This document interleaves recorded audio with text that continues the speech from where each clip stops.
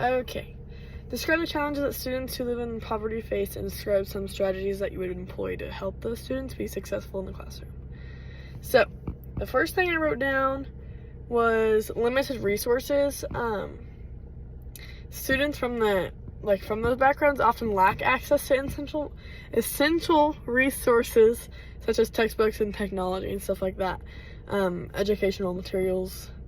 I also wrote the unstable living situations. This one's big because poverty also can lead to frequent moves or unstable housing situations, and then this can disrupt a student's learning environment and make it difficult for them to establish a sense of stability and or routine. And then lack of support, I feel, is a big one. Students from low-income families may lack support from their family for their education due to parents working multiple jobs or struggling with their own educational attainment. So I feel like that's a big one because, and then to help these students living in poverty so they can succeed in the classroom, certain strategies I found that were good were provide access to resources. So ensure that all students have access to necessary resources such as textbooks, school supplies, technology, stuff like that I said earlier. And then this can also lead to seeking donations and utilizing school funds effectively, or partnering with community organizations.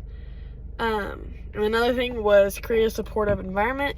So foster a supportive and nurturing classroom environment where students feel valued, respected, and encouraged to succeed. Offer mentorship programs, counseling services, etc. Peer support is a big one. And then address basic needs. So partner with social services, agencies, or community organizations. So obviously not everybody can do this just because social services is a big one, but at the same time, community organizations, you can easily do it and not be that big of a deal. But this just helps the basic needs such as food and clothing and healthcare.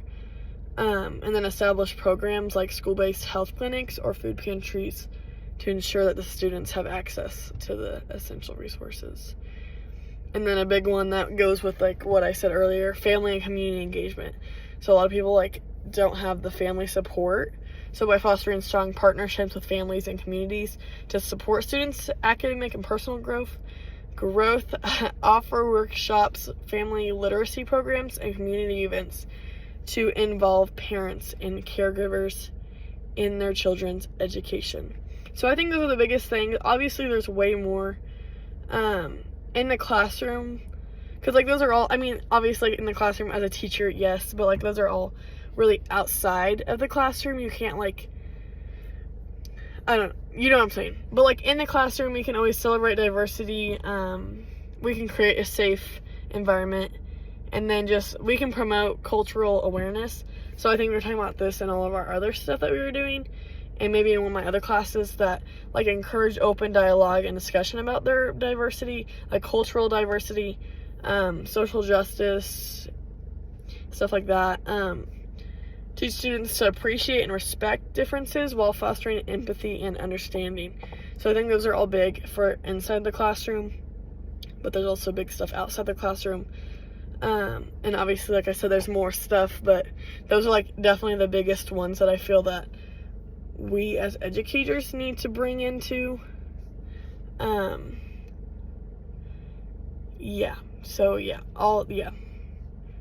That is welcoming and inviting all students of every culture, belief, or background. So that's celebrate diversity, promote cultural awareness, create a safe and inclusive environment, and provide multilingual support. So that's basically all for resources and materials and stuff. And then, all students can succeed academically and socially.